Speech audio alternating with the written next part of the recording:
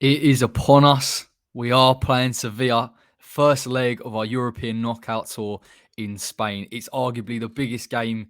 It's the biggest game in my lifetime. I don't know how other people feel. Obviously, they've lived through the 80s and the 90s, and depending on who's watched this, you'll have your own opinion. But it's definitely the biggest for me in memory. And it's the toughest draw for me. It's the toughest draw out there. I think you look at the caliber of players that Sevilla have, even with the injuries. Rakitic, a technician, Thomas Delaney, who we know at international and European level has got pedigree there. Anthony Martial is going to be fit and available for the game. So it is going to be really tough. And Lopetegui is a really good manager. I thought he was quite unlucky, really, with the Spain incident and joining Real Madrid. But nonetheless, he's won this competition before. So we're up against pedigree. We're up against caliber. We're up against the team that's second in La Liga. Every single odd is almost stacked against us. However, I feel that West Ham rise to these occasions. I feel that this team and the mentality of this team can rise to this occasion. It's not easy. It probably requires a game-perfect plan. And of course, across the two legs for West Ham to get the result. And really and truthfully, I think it's about getting them back to the London Stadium, using our home advantage there and getting a result if we are going to progress. Now, from a West Ham perspective, in terms of who I want to play, I think the strongest team possible. I really don't feel like there's any other option out there. It's frustrating that we don't have Jarrod Bowen. That's a huge loss. A player like that, how dynamic he is, how we can get him beyond and get close to Mickey. I wonder how that will affect our dynamic in the final third. However, I think the return of Declan Rice, if we can get him back in that team, is absolutely massive. I just had a look at their lineup in the last game against Alaves, and they were playing a 4-3-3 Sevilla. And you look at their midfield three. I am assuming under a Lopetegui side that technically they're very sound. They're going to play in our final third. They're going to try and get into pockets of space. We know in this series what he can do and how he varies his position. So I think in terms of West Ham's setup and the importance of Declan Rice, being defensively solid is crucial. Marshalling those areas. I think West Ham, to be fair to us, when we played in that back five and that 5-3-2, or even in that 4-2-3-1 with Fornals dropping in, we marshal the space very well. I think we deal with that. We keep our shape. We're not too aggressive. I think that's important to not allow a team like Sevilla to get moments in the game. I'm not sure how their wingers are going to play. If they come inside and try and get close to the likes of En-Nesyri, West Ham, again, need to be solid. We need to deal with an overload if that happens. So that's something I've got my eye on. It is about defensive organisation, and Zuma's a huge part of that.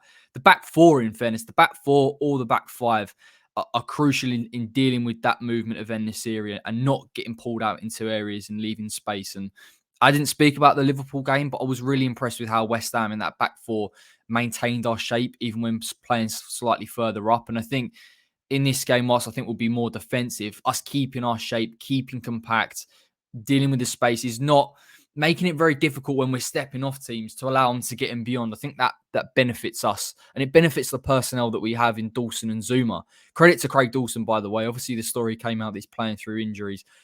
To be fair to him, I think he's a fantastic character. I really, really do. And it is a tough game for him.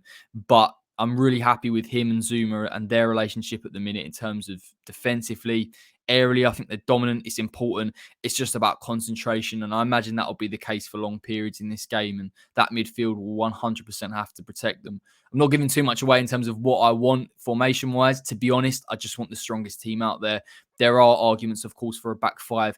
Will we be able to deal with Sevilla in wide areas? Can we progress our wing-backs further enough? Can we be aggressive in the counter? Options there. My preference is to have a midfield three if we can at points. What that looks like and in what formation that is, whether it's 4-2-3-1 or 5-3-2, I'm not too concerned. One player that I do feel is crucial to us, aside from Pablo, is Manu Lanzini. Now, in terms of Manu's role defensively, I think he's such an intelligent football player. I watched him against Liverpool when we were playing that high line, cutting out passing lanes, reading danger. He keeps his position very well. So I think irrespective of whether he's playing in the midfield three or whether he's playing in a number 10 and trying to get him behind their midfield, he's so important. And his variability of what he can do deeper, what I feel that he can do in build-up play and the quality of passing that he has is fundamental. It's absolutely fundamental. And it is probably more so without someone like Bowen, who is a ball carrier. It's so important for West Ham to be efficient in those transitions. A big part of that is Michail Antonio.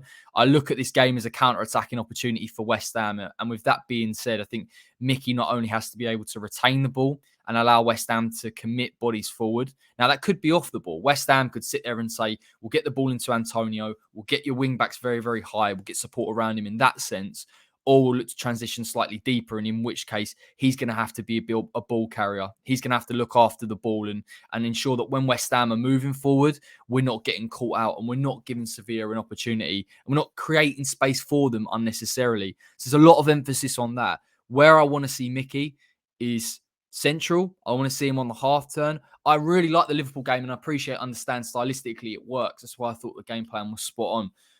The way that the Liverpool fullbacks are positioned, the high line, what Mikel Antonio can do. I think focusing his role in slightly higher areas rather than forcing him to drop deep and being reliant on him for build-up is important. And there'll be an emphasis, therefore, on the quality of someone like Lanzini, of Declan Rice, maybe to progress the ball. But I just feel like you can get more out of Mikel Antonio when you're concentrating his role and you're simplifying it. Of course, he has to be more clinical, naturally. But I look at a team like Sevilla, I don't think they'll be used to a player like Antonio. The strength, the physicality, the dynamism.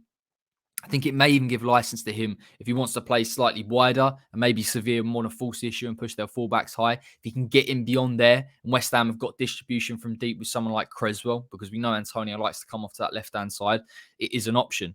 So I think that is something that West Ham definitely need to look out for. The attacking midfield, I think, is interesting because Pablo's role is so crucial normally in the Premier League regarding pressures off the ball.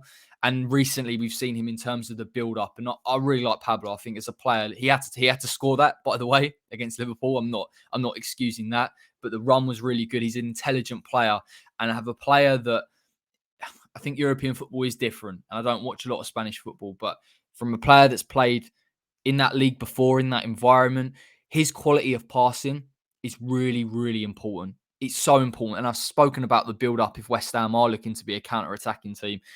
His quality in his passing and his ability to play through the lines at times and find the right pass for Antonio when maybe there isn't that dynamic option in Jarrod Bowen coming short and coming central.